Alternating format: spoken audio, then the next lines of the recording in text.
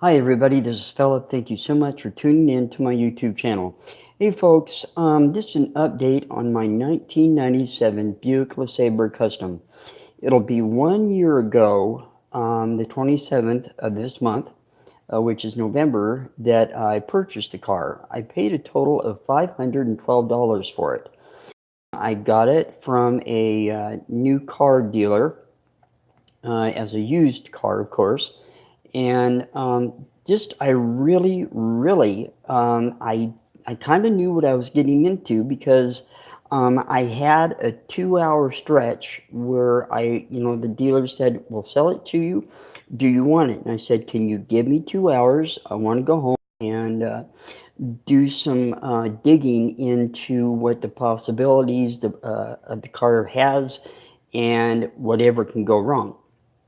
So that's what I did.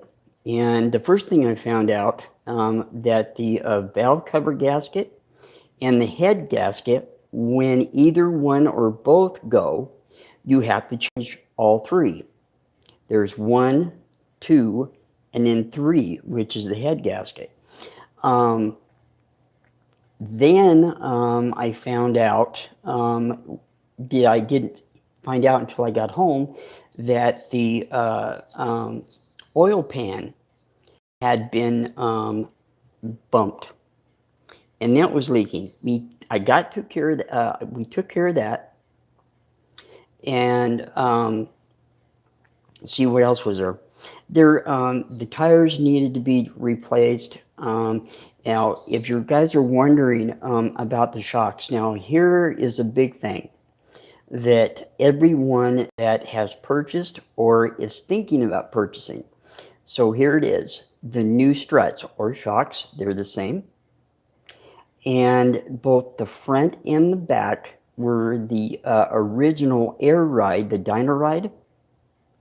And the front in March of next year, I'm going to take it in and I'm going to have the original shock system taken out because the compressor, which handles the ride in the suspension, is gone. Now, if you're wondering how I'm doing that, it is legal to take those out and put new shocks in, but it doesn't have to be the air ride shocks. Now, I think in retrospect, looking at that, I made my decision on all that. And when I got it home, again in November of last year, I decided, okay, now there were some things going on because it was in the cold, it was really bringing out excess of moisture. And then I realized and I thought, okay, so that head gasket is getting ready to go. So what I did is I didn't drive it a whole lot for about a month and a half. So in February of last year, of this year, what I did is I went down and got Bohr's leak. Now, there's some of you that don't like it. There's some of you that swear by it. Well, I'm in the category I swear by it. It took a month, literally 30 days, give or take. But now, guess what?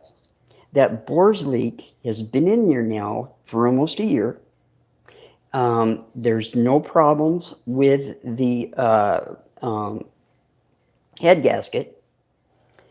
It quit leaking, and because I was dropping antifreeze in there about once every 5 days. And so what I did is I got the Bohr's leak in there and I got it all so it was running really smooth and nice. And then I took it down to get the oil change in it. And after I had the oil change, man, it was like going from night to day. It's driving pretty nicely. I did replace the tires in the front. In the next couple of months, going to be changing the tires in the back. Now, for those of you that have never driven a Buick LeSabre, I've got a 97. It's front wheel drive, not rear. Okay, I love the front wheel drive.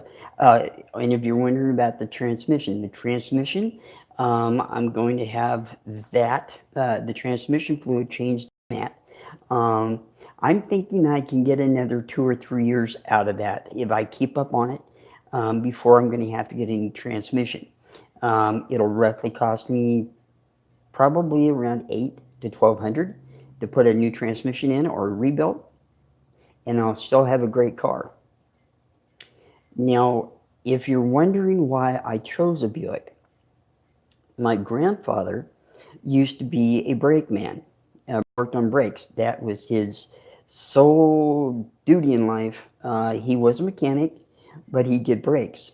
And he told me years ago that Buick, literally Buick, was the best car now this was back in the 40s, 50s, and 60s. And he told me the Buick knew how to build a car. And you know something?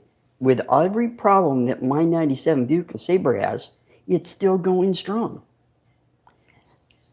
That's a pretty good testimony for Buick back then.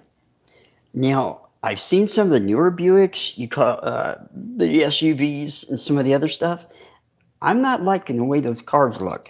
It's plasticky, and I think somebody told me that the newer cars are good anywhere between no more than 4 to 7 years before they start having issues and problems. Now, think about that. This is 2018. The new one's going to be 2019. I've got a 97 Buick LeSabre, and it's still going strong. Now, stop and think about that. If someone would come up to me and say, "Hey, Phil, if somebody gave you a 2018 or 2019 Buick," I would immediately say no. One reason, the price. The price on new cars is just through the roof, and there's no need for it. That's my opinion. The 97, again, I've got the 97 Buick LeSabre. Would I get rid of it? No. Because so far, it's done everything I've asked of it. And I haven't pushed it. I've had it down on the highway a little bit, just to blow the carb out and everything. The fuel injection system. In the next year, I am going to have a brand new car, not necessarily by year, but by year, yes, but it's not a 2018 or 2019. It's a 1997. And I should be able to get 5 years out of the car before I'm going to have to worry about anything serious. Well, and while I'm at it, I better tell you, I did in the video that I did, I think I did one back, it was either January or February of last year, about the heater blower motor. And where did I put that? Darn it, I don't have it on my desk right now. Sorry, guys. And also I changed that out. And I also changed out the resistor at the same time. I wish what time is it? Yeah, I'm coming up on 10 minutes. I try not to do long videos, but I'll finish up here. I changed the resistor out. I changed the heater blower motor out. It took me about 2 weeks of going into listening to YouTube, going into schematics, figuring out where this thing was.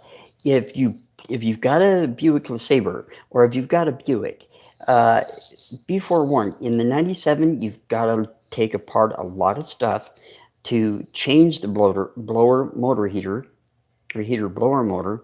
Sorry, I am dyslexic and I have to catch myself. So, and then the resistor. The resistor was up underneath was underneath the fuse panel that's inside of the engine compartment. You've got to take 2 bolts out and then lift that up and then take the resistor out and replace it. It's very easy, but that resistor took me an hour and a half to get it all apart and change it. So that wasn't the problem, but I'm glad I changed it. Reason, because I won't have to do it again for a while. So I went and took out the heater blower motor out, and it just something wasn't right. Because if you've I'm going to lower this down a little bit. It's there. Okay. That's even better. Okay, now the heater blower motor. If you've seen the first video that I did of the blower motor in my '97 Buick LeSabre Custom, I had to tap it with, if you noticed, I was using a ice scraper. I tapped it 2 or 3 times and it would start. So I'm kind of, but it didn't have, it would go on high, and then the next day it would only run on low, or excuse me, medium, and not high and low, just on medium. So that's the other reason why I got to thinking, if the motor was going, and then the other, it just didn't make any sense. So I went ahead and changed the resistor and the motor within 5 days of each other. And when I got that used blower motor at a wrecking yard, guess what? Philip has a really nice car now that the heater works. Again, $512, and I've got a car that runs. And it's really nice to ride in too. And it's going to be even better when I get the new shock system in there. So that's the story of it. $512. That was it. And so far I've put probably maybe $350 into it. But by the time I get it all said and done, I'll have somewhere between $1,500 and $1,800 all put into it. But I'm going to have one nice car. And $512 for a car that can do all that and take just a little bit of the money. What would you rather do? Would you rather go to, buy something for someone and you don't know what you're getting? Now stop and think about that. That's a lot of trust that you're putting in that person that you're getting the car from. But I can tell you, now this is a disclaimer, and listen close. I knew what I was getting into. But I also knew that Buick makes a really decent product, at least back in the 80s and 90s. I love my car. I love how it rides. And I'm going to be keeping that car for a long time. It's going to take money to put into it, but by the time I'm done, I'll be able to drive to Portland, or I'll be able to drive to Seattle, and so I can get out of the house. Now, can you tell me that you've bought a car?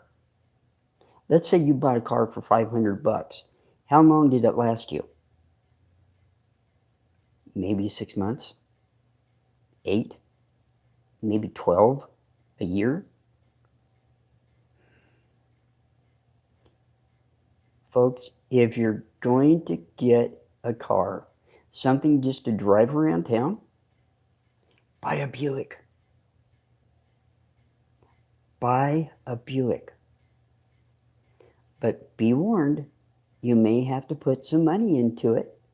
But when you do, if you get the right car and you put that money in, you're going to have a car that'll last you between 2, 3, maybe 5 years. All right, 15 minutes. All right, guys, I love you. And again, this is the update on my 1997 Buick LeSabre Custom. And if you have any comments or questions, please let me know, and I'll try to answer them.